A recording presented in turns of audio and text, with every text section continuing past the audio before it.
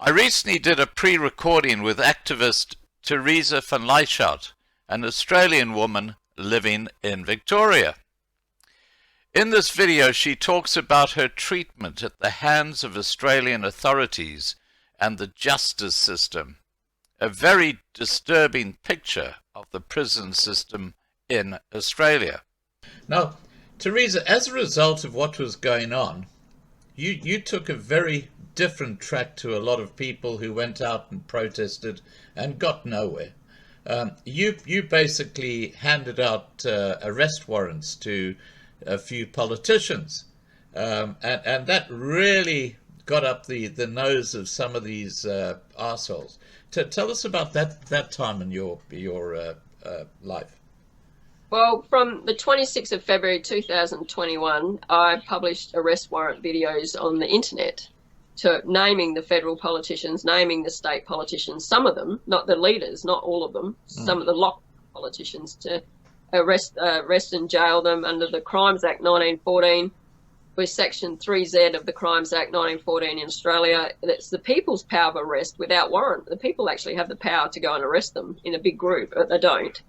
And I was encouraging that. And then 3WA, the constables, police powers of arrest without warrant. That's under the Commonwealth law.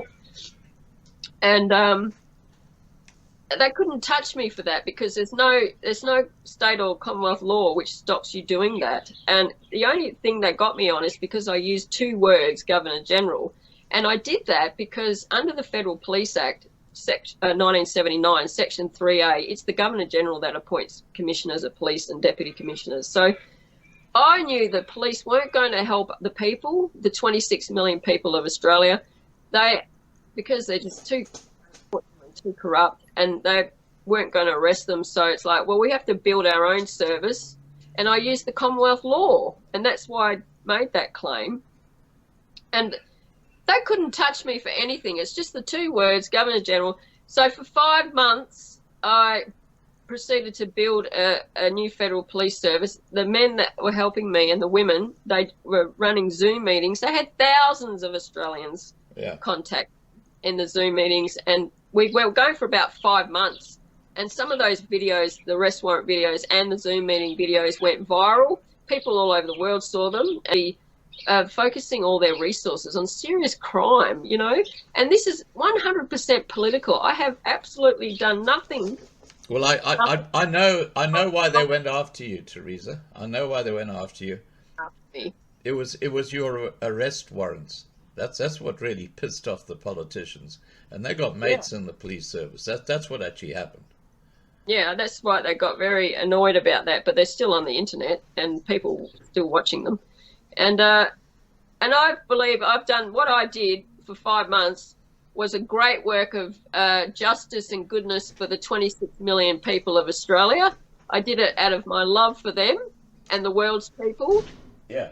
And my love for God and Jesus. You know, but you were on the right side of history because... You know, I had my own room. It's all very modern and everything, but they're drugging you to buy food. And it's nothing to do in those places. You know, it's just nothing to do. They had a small outside yard in the corridors, and I used to walk up and down the corridor and outside the yard just for something to do, to try to get exercise. Were you allowed access to the internet or anything like that? No access to outside, no phone calls, no internet, nothing. And watch TV, read, play some board games and cards with the other people locked up there. And they're all drugged to the eyeballs and all this sort of thing. It's just a horrible situation, horrible. Anyway, 5 weeks they kept me there, and then the federal police came into the facility, the unit. The federal police did, and then they had a corrupt court meeting with the magistrate's court over the phone. And I told the magistrate, I said, these people are killing me with their drugs. That's what they want. That's what the federal police want. That's what the psych staff want. And I said, it's been going on for 200 years in this country with the drugs since the 1950s. But before that, they used to lock people away and give other dangerous treatments. And they still do give other dangerous treatments. And like ECT and psychosurgery and deep sleep therapy that killed lots of people with that. Anyway, and the magistrate said, there's nothing I can do. They're just a Nazi magistrate doing what the federal police want and the psychs want. And they sent me, the magistrate sent me to the psychiatric part of the prison. And that was from about the middle of September. And so that was 5 weeks in that place. They put me on a bed, a hospital bed, cuffed me to the bed and wheeled me into an ambulance, and it took me to the psych part of the women's prison, or the prison, which actually had men and women in it, which is just really dangerous because people can get raped in those places and all this sort of thing. Yeah. They kept me there for another 5 weeks in that part, the psych part of the prison. Were they drugging you up there as well? Well, they didn't drug me because I kept telling them to stop drugging me and not to drug me, and that's, you know, you're killing people with your drugs and you're not to drug me. And that I was highly intelligent, highly educated, and I'm, you know, a teacher. I go in elections, and I write books and all this sort of stuff. They know I've got the capacity to write a book, and they still did to me what they did. They just think they're untouchable, really. And so they didn't drug me, although on the paperwork this had that I was supposed to be given these drugs from the other place, and that some of the nurses actually tried a couple of times to say, but what they did is the 3 psychiatrists in that part of the prison, the psych part of the prison, they put me before the State Administrative Tribunal to put a CTO against me for 12 months. What's a CTO? Community treatment order, where they forcibly drug you. What? Yeah, it's called a community treatment order. They forcibly drug you for up to 12 months. And I told the presiding members again, and I had a lawyer there as well. He worked in a university, and he was pretty useless, though, in that situation. I told them again, and I had an appeal with them, and I told them again and again and again that I was not to be drugged, that I was highly intelligent and educated, and I'm a Christian, and I have been speaking out against this forced drugging for many years, publicly, in elections and between elections. I told them again, and they still did it. They still put an order in to have me drugged, forcibly injected in the arm for 12 months, 2022, and the nurses that were coming to my home injecting me in the arm, because if you don't, they get the police, and the police cuff you to a chair while they inject you. Shit.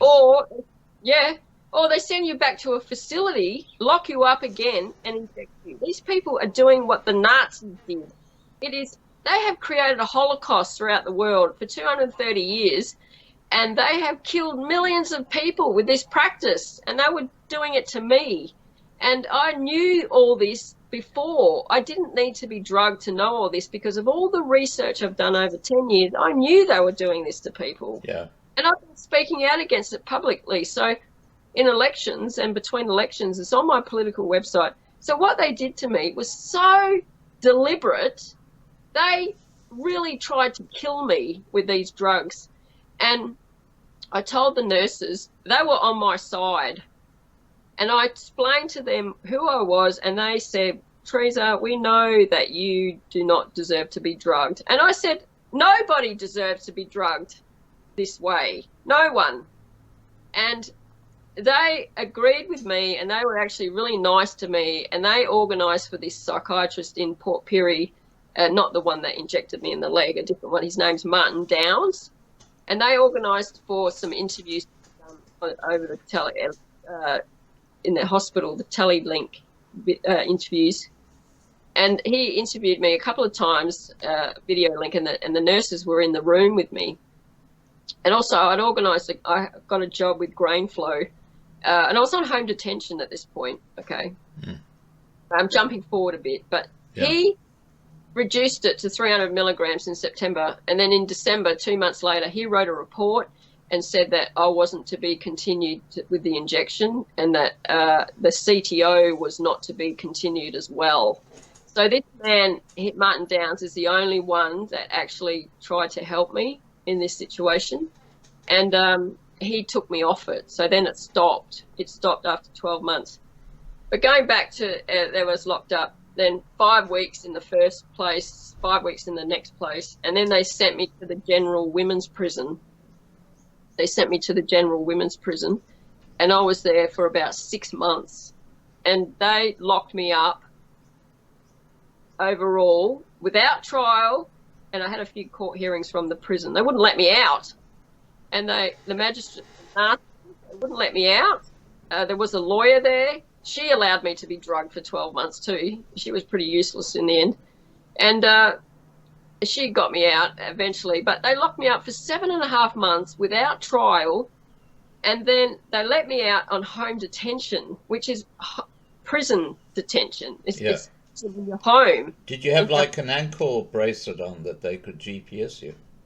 I had an ankle bracelet on, and I had a machine in my bedroom which monitored you got to monitor your whereabouts. Then I was only allowed at the house 1 hour a week to buy food. They wouldn't let me go to church for the first 3 or 4 weeks. Monsters. They wouldn't let me go to church. I ended up doing 230 hours voluntary community service out of sheer boredom, and to get out of the house 2 days a week. And then the other 2 days a week, I did voluntary service at the church op shop, just to get out of the house. Yeah. And they let me go to the library 1 hour a week, and then 1 hour a week on top of that, I got to exercise outside of the house around the community. That's just 1 hour a week outside of the house for exercise. You know, I'm a sport teacher. I was a sport teacher for 20 years. I'm used to exercising every day. Yeah. Anyway, it's a prison at home, and I was trying to write some literature about the Book of Revelation to try to keep myself something to do. Oh, this book I'm writing at the moment I just couldn't work on it because I was too stressed out. I was too trying to recover from what they were doing. You know what I mean?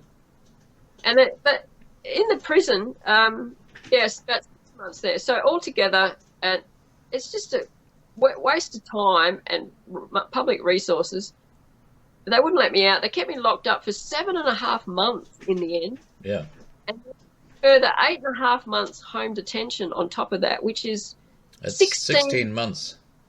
16 months, and for one offence of saying I'm the Governor General, whoopee-doo. And the maximum under the Magistrates Court summary jurisdiction, it's reduced from 2 years to 12 months.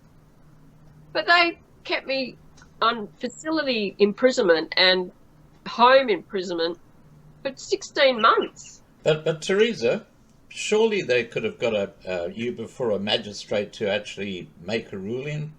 I mean, they don't even keep murderers locked away for that period of time before they go to court. They had 9 magistrates in my case. They used 9 magistrates.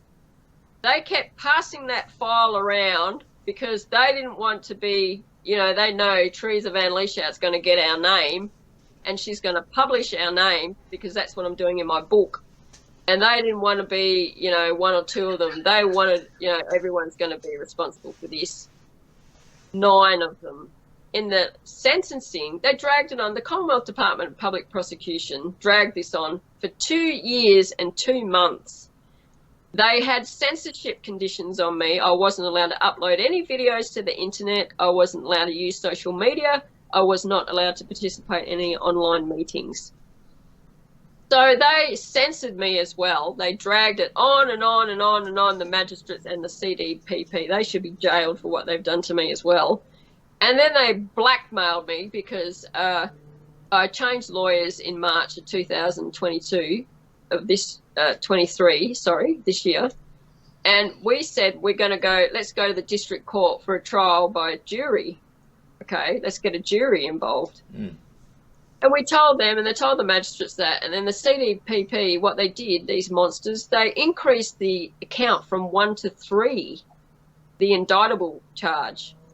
And in the district court, if you go there, the charge is under Commonwealth law. It's up to 2 years imprisonment for each charge. So impersonating the Governor General, they went, okay, we're going to increase the charge from 1 to 3. They were threatening me with up to 6 years imprisonment just for wanting a jury. Just for one. a jury in the district court. And then in order to get it back down, because my lawyer said, I said I could write a big submission, tell them what the government's been doing, the criminality over the past 200 years, whatever, and talk about it. And he said, if you write a submission against the government, the judge will probably block it and the jury won't even read it. They won't even see it or read it, so you'll be stuck. And then they'll have all this other evidence against you. Yes, you said you're the Governor General in emails and certificates you made up in speeches and all this sort of thing. He says they're going to convict you. They'll send you to prison for up to 6 years. Okay, rightio, yeah, rightio.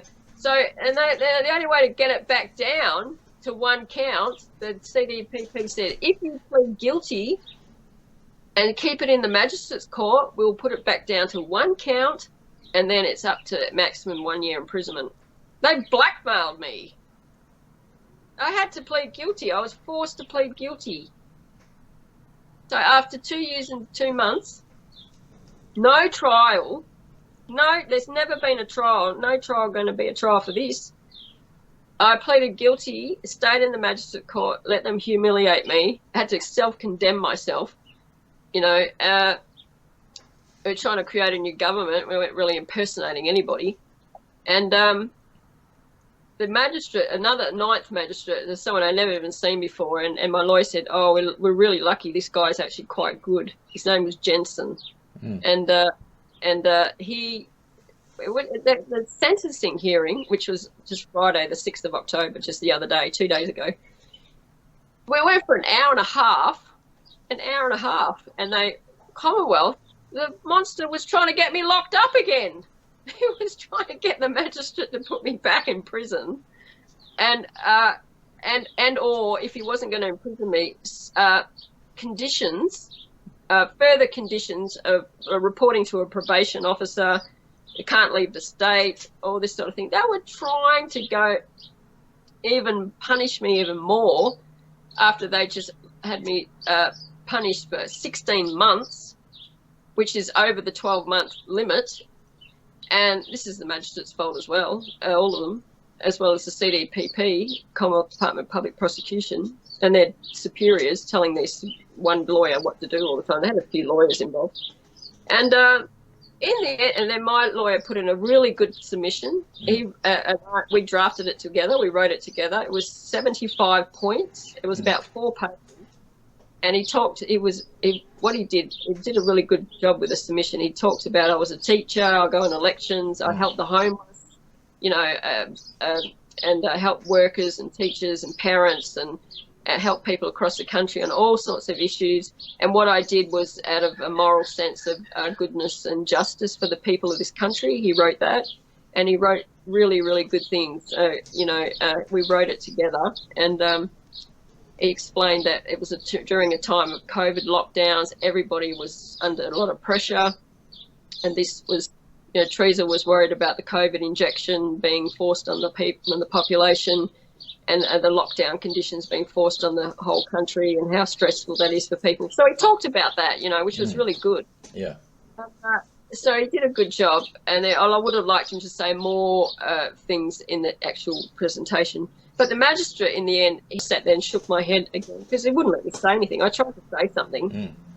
I tried to say that I was only locked up from September the 9th or something like that. But no, they locked me up from the 31st of July, and they put me in that psych ward. And I said to the magistrate, that's imprisonment. And he got some of the facts wrong, details wrong. He said I was in the Port Pirie hospital for 5 weeks. I wasn't. I said, no, it's Adelaide Hospital, and it's imprisonment. That is imprisonment as well, because you can't get out. Yeah. It's 7.5 months, I said to him. And he goes, okay, don't interrupt me because I'm losing my train of thought, you know. And so he says, there, I convict you and sentence you to 2 months imprisonment. And for the badges, I'll fine you. The Commonwealth was trying to get me $1,000 fine for each badge. And there were 500 badges in the first batch, which I brought into the country. And then the second batch with 500 badges, because the first batch had got dumped in a creek by the idiot in Queensland. I didn't even see the badges. And they weren't brought into the country. It was attempted to import, a prohibitive import, right? So And they were that's trying. $1 million they were wanting to fine you.